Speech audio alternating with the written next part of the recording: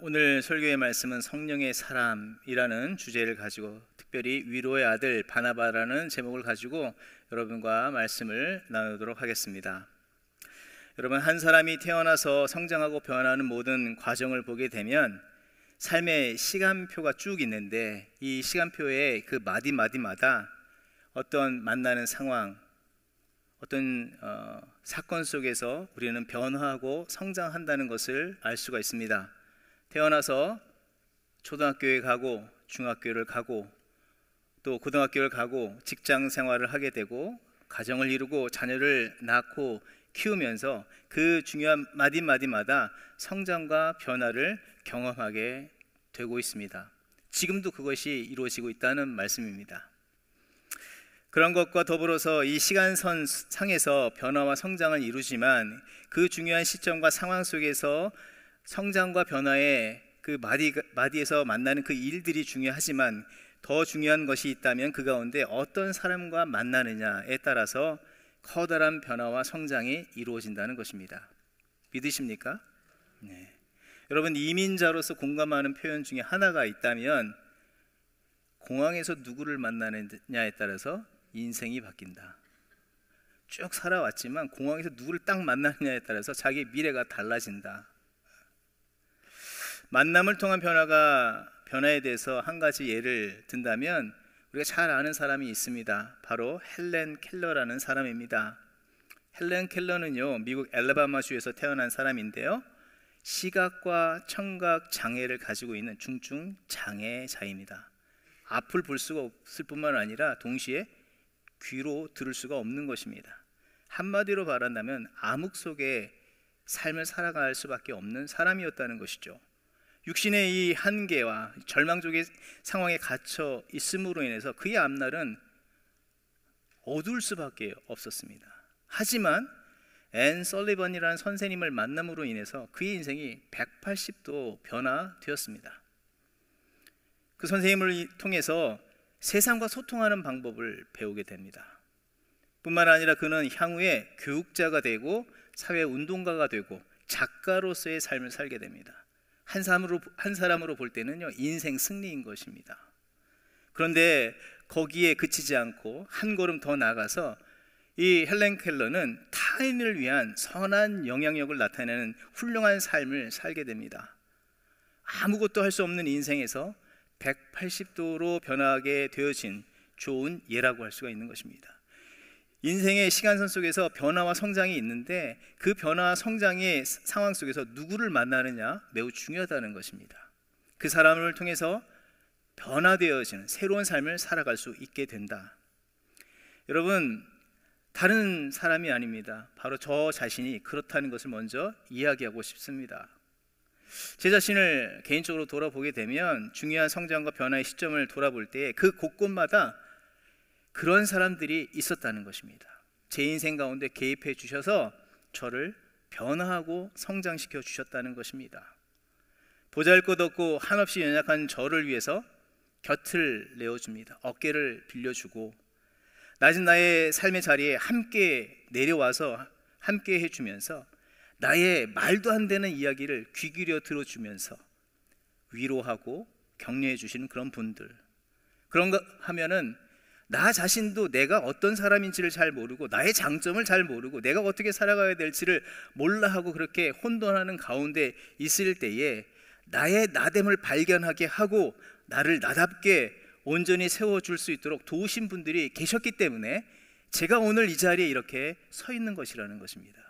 인정이 되십니까? 예.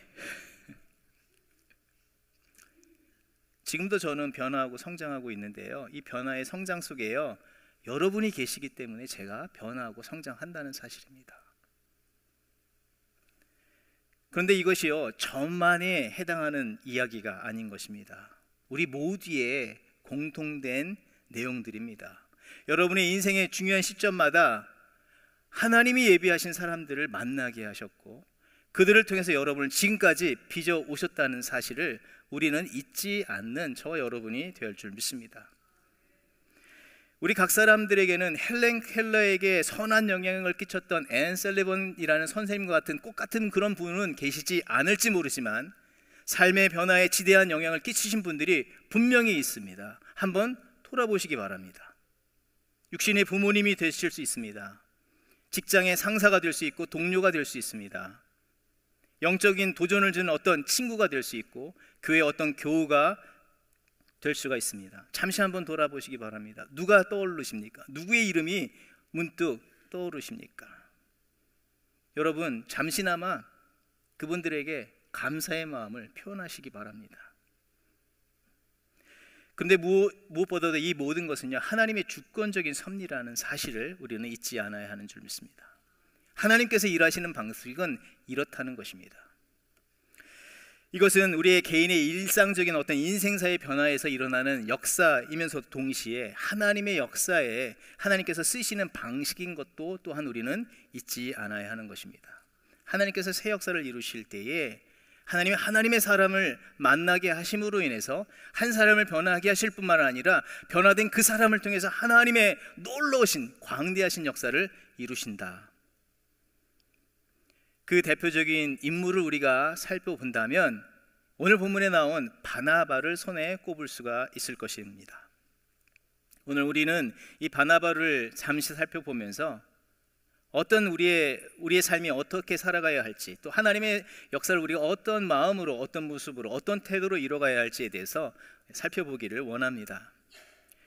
바나바에 대해서 간략하게 소개한다면 36절에 보게 되면 바나바를 이렇게 소개합니다. 그는 레위 자손이다. 하나님을 예배하게 구별된 그런 레위 자손 출신이다.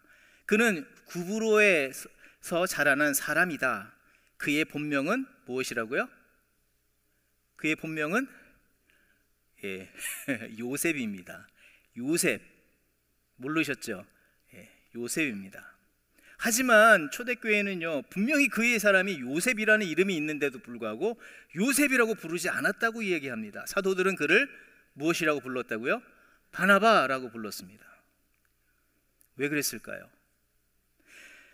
여기에는 다음과 같은 의미가 담겨 있다고 볼 수 있습니다. 성경에서는요, 이름을 바꾸거나 바꾸어서 부르는 것은 그 이름에 걸맞는 삶에 대해서 소개하기 위한 것뿐만 아니라 그렇게 새롭게 불리는 이름을 통해서 하나님께서 행하실 역사들, 일들을 알도록 하기 위한 중요한 뜻을 담아내고 있다는 것입니다.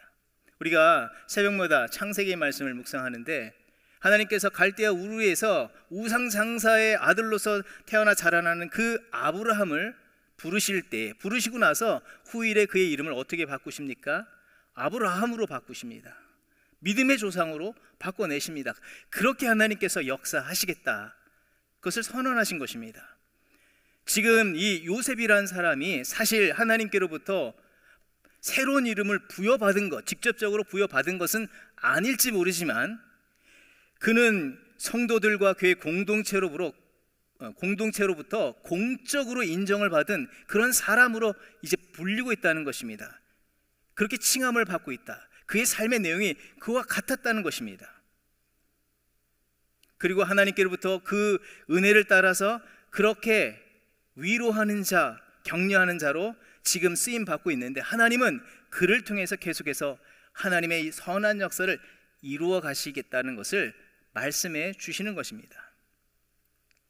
실제로 바나바가 위로자로 어떻게 살아냈는지 우리가 성경을 몇 군데를 살펴보기를 원합니다. 우리가 잘 아는 내용 중에서 첫 번째는 사도행전 9장에 보게 되면 예수 그리스도와 교회를 핍박하는 자가 있었습니다. 그 사람이 누구입니까? 사도 바울입니다. 그는 사도라고 불릴 수 있는 그런 사람이 아니었습니다. 핍박자입니다. 원수였습니다. 그런데 그 사울이 다메섹 도상에서 예수 그리스도를 만나게 됩니다. 그래서 변화가 됩니다. 자기는 변화됐는데 이제는 문제는 무엇입니까? 세상에 인정해 주지 않는 것입니다. 어제까지 예수를 핍박하고 예수를 믿는 자들을 죽이려 했던 그 사람이 다메섹 도상에서 예수님을 만났다는 것을 누가 알 수 있고 그것을 누가 확인해 줄 수 있겠습니까? 나 변화됐다고 얘기했지만 아무도 그를 인정해 주지 않았습니다. 그런데 누가 그를 공인해 줍니까? 모든 사람들, 성도들과 심지어 유대인들도 사도 바울이 변했다는 것을 믿지 않았습니다. 의심했습니다. 두려워했고 꺼려했습니다. 가까이 가기를 꺼려했습니다. 하지만 그의 회심을 확인하고 예루살렘 교회에 소개하고 오해를 풀어주고 주의 공동체와 복음을 증거하는 자들로 적극적으로 도운 자가 바로 이 바나바라는 사람이라는 것입니다. 사도행전 9장 27절의 말씀은 이렇게 말씀하고 있습니다. 그러나 바나바는 사울을 맞아들여. 쉽지 않은 상황이었는데 그를 맞아들였습니다. 먼저. 그리고 사도들에게 데려가서 주님께서 그에게 말씀하신 일과 예수님의 이름으로 담대히 말한 일을 그들에게 이야기해 주었다. 대변자입니다. 위로자였고 상담자였고 교량의 역할을 감당했다는 것입니다. 둘째로는 그는 위로와 중재자의 역할을 뛰어넘어서 거룩한 하나님의 뜻 속에서 부름받은 자들을 그 존재를 존재답게 하고 또 그들을 통해서 하나님의 거룩한 역사를 하나님의 나라를 세워가도록 그 이루는 일에 헌신을 다했습니다. 우리가 잘 아는 사건이 있죠. 바울과 바나바가 1차 선교 여행을 떠납니다. 우리 선교팀처럼 떠납니다. 그런데 이 선교팀에서 이타라는 사람이 생겼습니다. 바로 이 바나바의 조카인 마가 요한이 이탈을 해버립니다. 그런데 이 문제는 2차 전도 여행을 준비하는 가운데 불거지게 됩니다. 사도 바울이 그렇게 이탈한 사람, 온전히 다 헌신하지 못하는 그런 사람하고는 내가 같이 할 수 없다. 바나바가 그래도 데려가야 한다. 결국에는 이 바울과 바나바가 분쟁을 하게 됩니다. 다툼이 일어나게 됩니다. 그래서 선교팀에 이 와해가 일어나는 사건이 발생이 되어지는 것입니다.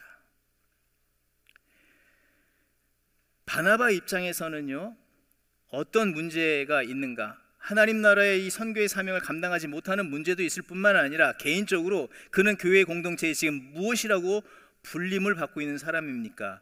위로자라고, 중보자라고, 중재자라고 하는 그런 타이틀을 가지고 있고 교회 공동체에서 그를 공신력 있는 사람으로 인정해주고 있는 상황에서 그 문제로 인해서, 조카의 문제로 인해서 분쟁이 일어나고 깨어진다고 하는 그런 사건이 발생이 됐다면 그의 이력에, 그의 이름에 스크래치가 나는 것입니다.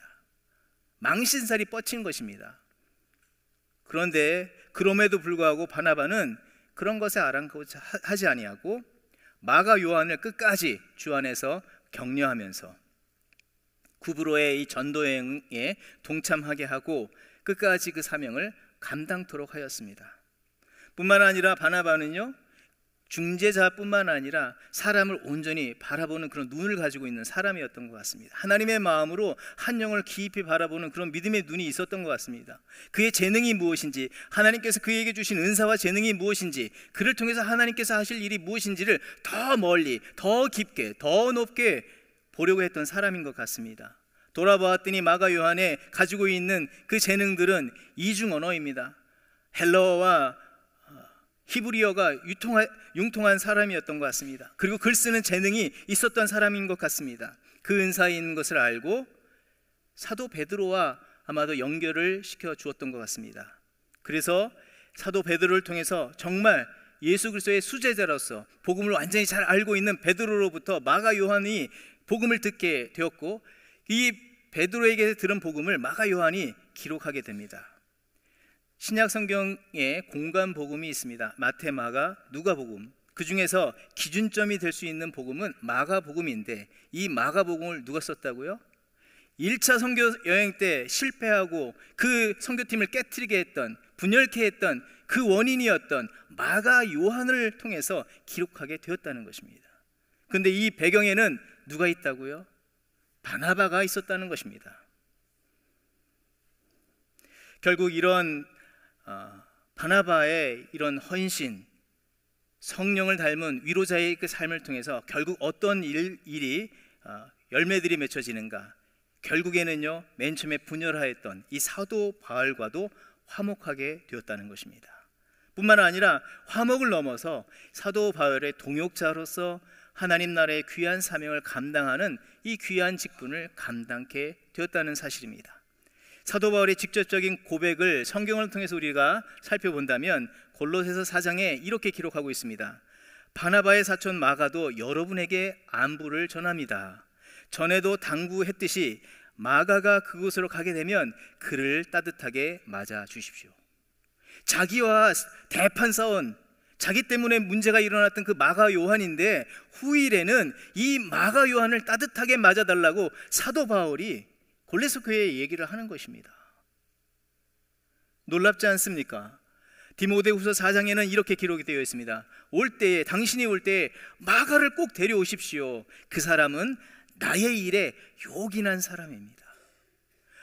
이전에는 그 사람하고 내가 도무지 할 수 없다, 그런 사람은 애초에 하나님의 일을 감당할 수 없는 사람이라고 그렇게 하면서 그 유순한 바나바와 대판 싸운 사도 바울이 나중에는요, 나의 일에, 곧 하나님의 미니스트리에, 하나님의 사역에 정말 중요한 사람입니다. 그를 나에게 꼭 데려오십시오 라고 이야기를 하고 있습니다. 이 벽에는 누가 있다고요? 바나바가 있다는 것입니다. 앞서 살펴본 설리반 선생님이 중증 장애를 가지고 있는 헬렌 켈러의 그 연약함을 품어주고 극복하게 하며 더 나아가서 사회에 공헌을 하는 훌륭한 교역자, 사회운동가, 작가가 될 수 있도록 섬긴 것처럼 바나바도 이 영적 장애에 빠졌던 마가 요한이나 사도 바울을 하나님의 구원의 역사에서 빼놓을 수 없는 위대한 인물들, 견인해 나갈 수 있는 영적 지도자로 훌륭히 섬겨냈다는 것입니다. 바나바가 없었다면 마가복음이 있었겠고, 바나바가 없었다면 유럽의 복음을 증거하고 그 복음이 또 돌아서 우리에게 돌아왔겠냐 하는 것입니다. 신약 성경의 전반적인 모든 부분을 썼던 사도 바울의 그 글들이 우리에게 전달되었냐 하는 것입니다.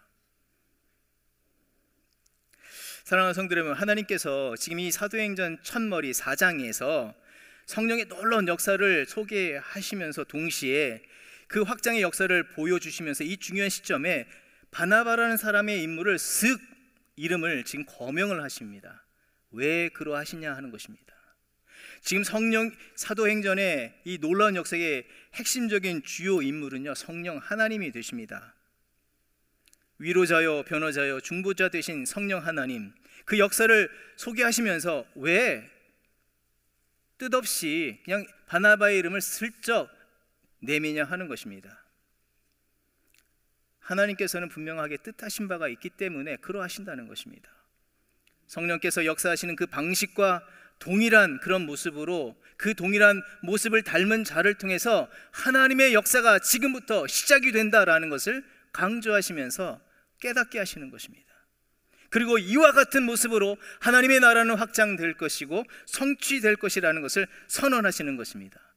동시에 그러하기 때문에 구원받은 모든 성도들은 성령의 사람으로 바나바와 같은 삶을 통해서 하나님의 역사에 초점을 맞추며 살아가야 할 것을 도전하고 계시다는 것입니다.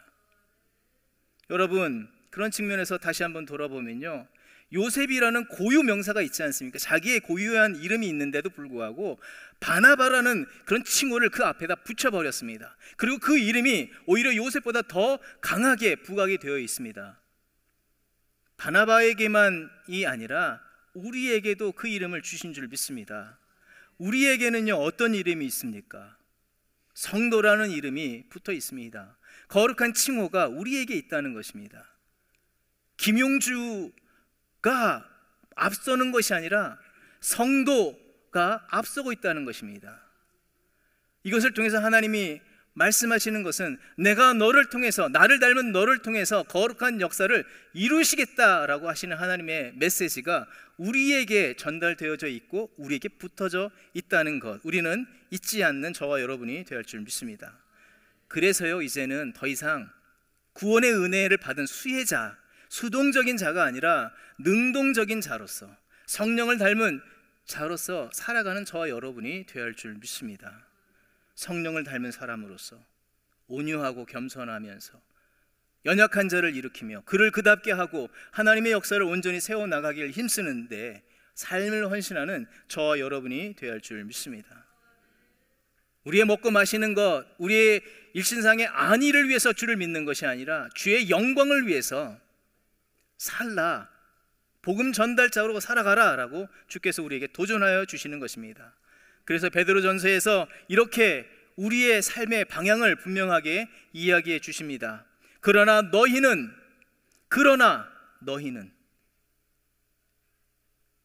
택하신 족속이요 왕같은 제사장들이요 거룩한 나라요 그의 소유가 된 백성이니 이는 너희를 어두운 데서 불러내어 그의 기이한 빛에 들어가게 하신 이에 그 아름다운 덕을 선포하게 하려 하심이라. 그러나 너희는 아름다운 예수 그리스도의 덕을 증거하는 자들로 살게 하겠다, 살아야 한다라고 말씀을 주시는 것입니다. 그렇다면 이 대목에서요 우리가 돌아봐야 하겠습니다. 나는 가정에서 남편과 아내에게, 자녀들에게, 직장에서 동료들과 직원들에게, 교회 공동체 안에서 성도들 간에 서로에게 참된 성령의 사람으로 바나바와 같이 위로자요, 중재자요, 권면자요, 그를 그답게 하고 그를 통해서 하나님의 선한 역사가 이루어지도록 돕는 자로 내가 오늘 살아가고 있느냐 하는 것입니다. 가정에서 내가 낳은 내 새끼니까 내 마음대로 키우고 있지는 않습니까? 직장에서 내가 주인이니까 내 마음대로 경영하고 있지는 않습니까? 내가 너무나 편안한 사람이니까 내가 막 말하고 그 이해해 주겠지, 나를 이해해 주겠지 하면서 아무렇게나 표현하면서 자기 위로를 받기를만을 바라면서 그런 수혜자로만 살고 있지는 않느냐 하는 것입니다.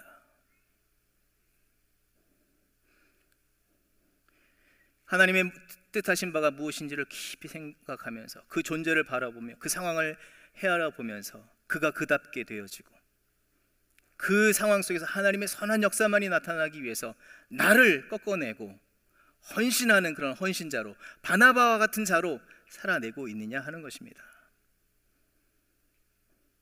하나님께서 올해 우리 교회 공동체와 성도들에게 어떤 말씀을 주십니까? 기쁨의 성읍, 즐거움의 백성으로 살아야 한다 도전하고 계십니다. 적어도 교회 공동체 안에서 바나바와 같이, 중재자와 같이, 위로자와 같이 삶을 살아내고 있는가? 내가 자리했던 그 자리, 내가 떠났던 그 자리에 하나님의 위로와 화목과 평안이, 거룩한 목적과 뜻이 드러나고 세워지고 있는가? 우리가 자신을 점검해 보아야 할 줄 믿습니다. 성령의 사람은 어떤 사람입니까? 바나바는 어떤 삶을 사는 사람입니까? 성령의 사람이라는 것은 자기 사랑이 아닌 하나님을 사랑하고 하나님의 뜻과 함께하며 순복함을 가장 기뻐하는 자가 성령의 사람인 줄 믿습니다. 자기의 선한 의도, 자기의 선한 목적, 뜻, 내 마음은 이런 마음이야, 난 이렇게 되길 원해, 그것이 우리의 최고의 목적이 되는 것이 아닙니다.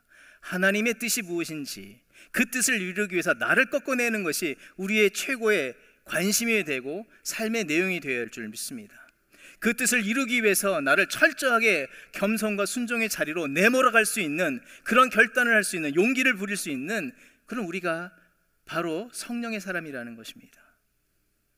하나님의 높으신 뜻을 위해서 끝없이 자기 자신을 낮은 곳에까지 끌어내리시고 그 낮은 곳으로 자라가게 하시는 삶을 살아내신 예수 그리스도를 닮는 삶이 성령의 사람이라 할 수가 있는 것입니다. 우리는 교만 안에서 계속해서 웃자람을 합니다. 열매는 없이 그냥 잎사귀만 화려하게 피우려고 합니다. 위로만 자라려고 합니다. 성령의 사람은 위로 자라는 자가 아니라 아래로 자라나는 자입니다. 성령의 사람은 어떤 사람입니까?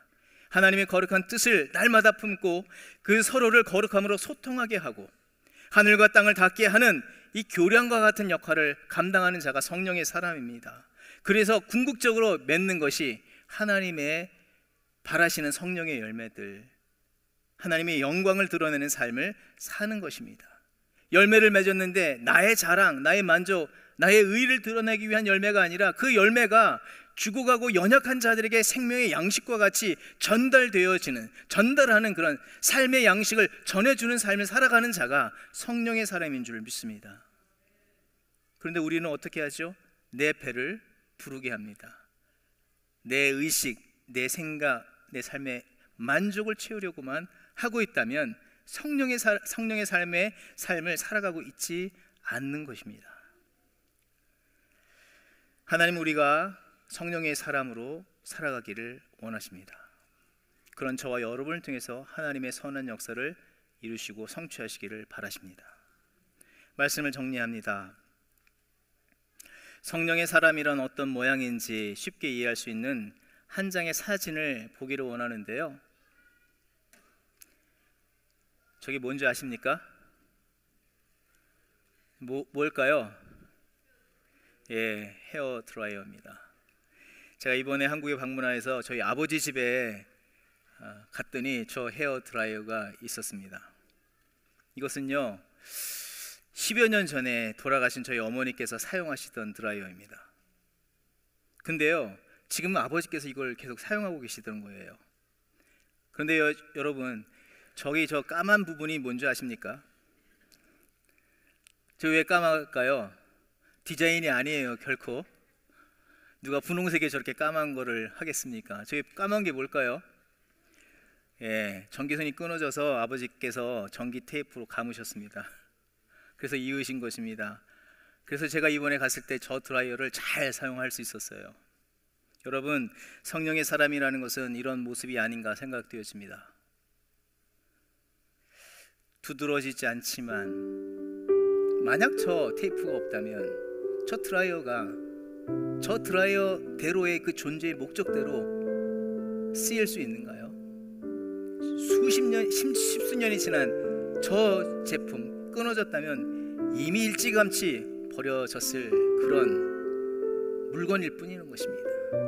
여러분, 전기가 매일같이 공급되어도요 저런 중재자 바나바와 같은 그런 테이프가 감겨져 있지 않다면 안 되는 것이라는 것입니다.